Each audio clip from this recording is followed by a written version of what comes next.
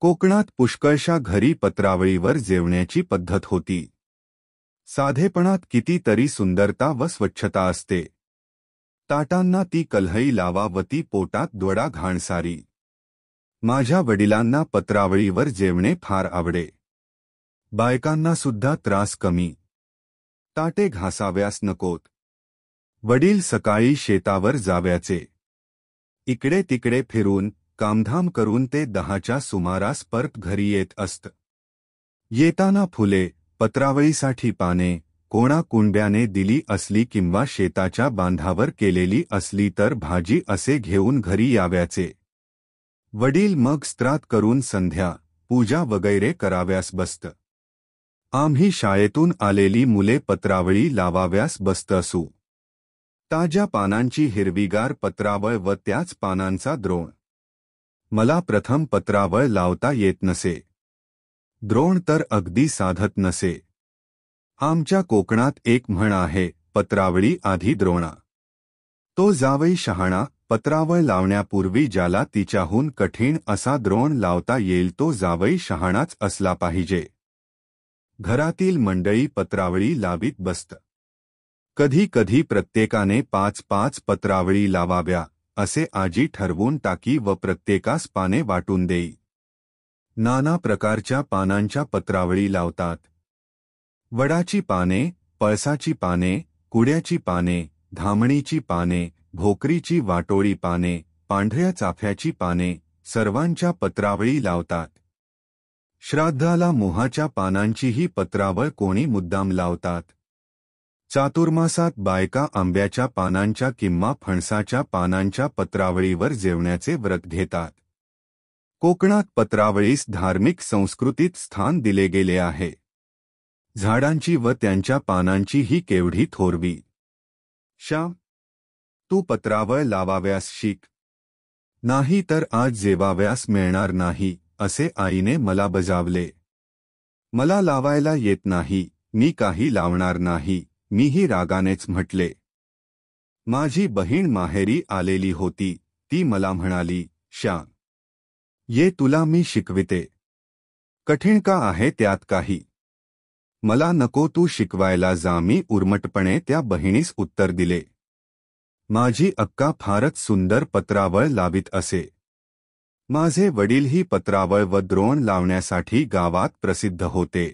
आमच्या गावात रामभटजी म्हणून एक होते.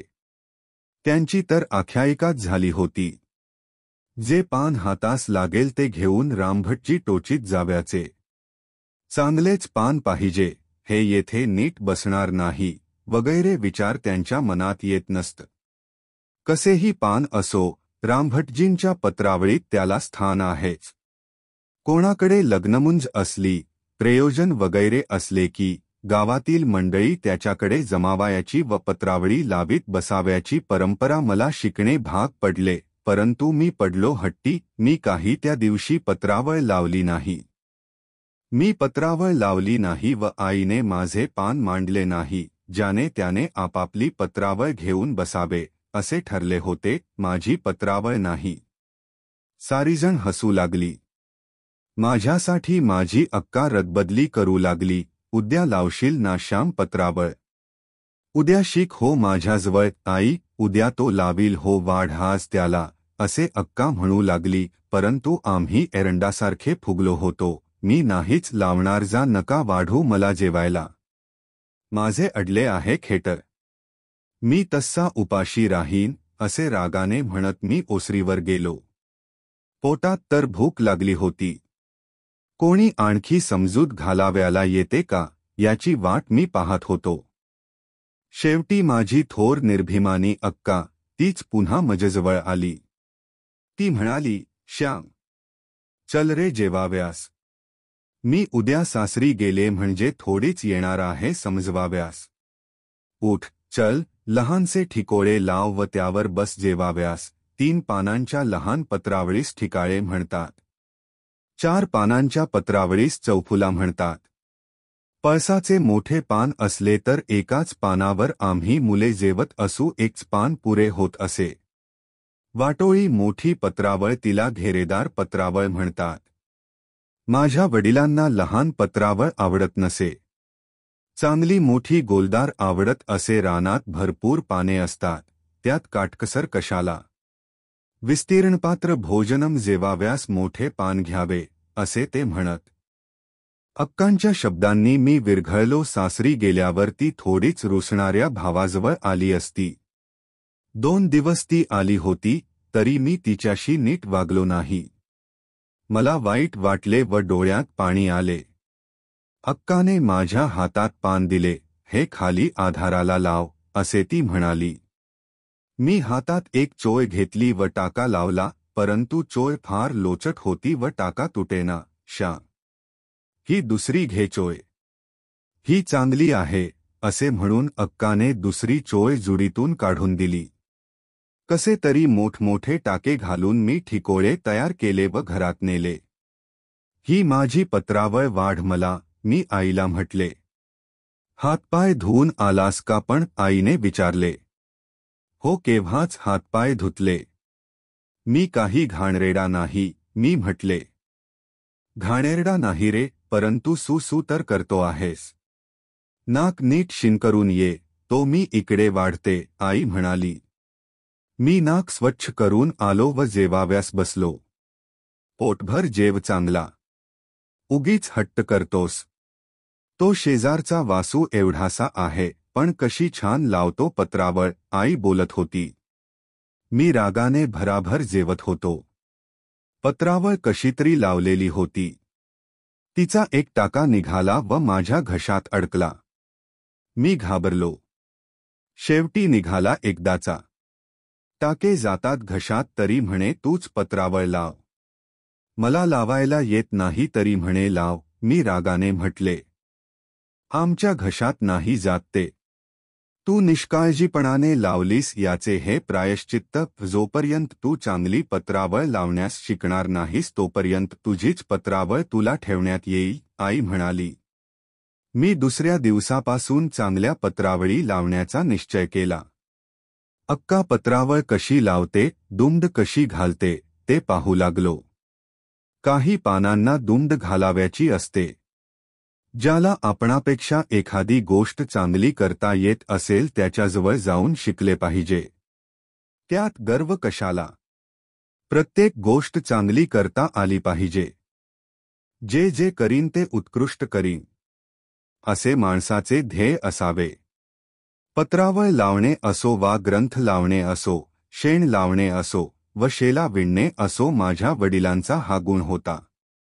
ते धुणी दांडीवर वाळत घालीत तर कशी सारखी घालीत, टोकाला टोक मिळालेले. आमच्या गावात एक गरीब गृहस्थ होते. ते गोंधळकरांकडे धुणी वाळत घालण्याचे काम करीत. ते इतकी छान धुणी वाळत घालीत की पाहत बसावे. माझे वडील भाजीच्या दळ्यांना पाणी शिंपीत त्यावेळेस किती बारीक धारेने शिंपीत, हाताने धार धरून शिंपीत, परंतु ते काळजी घेत. प्रत्येक गोष्टीत नीटनेटपणा असला पाहिजे. सौंदर्य असले पाहिजे. माझ्या आईने मला प्रत्येक गोष्ट मनापासून कराव्यास शिकविले. प्रत्येक गोष्ट चांगली कराव्यास लावले. आपण लावलेली पत्रावळ कोणालाही मांडतील.